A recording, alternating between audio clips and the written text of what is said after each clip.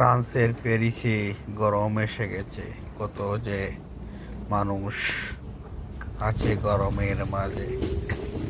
এরই মাঝে গাছে গাছে ফুল ফুটেছে, গাছের সারি সারি দেখে কত আনন্দ লাগে, কত ভালো লাগছে। এক তাই একটু একটু করে দেখছি প্যারিসের সময়টাকে। এই যে বিকাল বেলা গাছের সারির ধারে হেঁটে গরমের মাঝে চলছে মানুষজন, কত ভালো লাগছে। এরই মাঝে সুন্দরে সুন্দরে ফুল ফুটেছে, এরই মাঝে সুন্দরে সুন্দরে ফুল ফুটেছে গাছে, লালচে লালচে ফুল।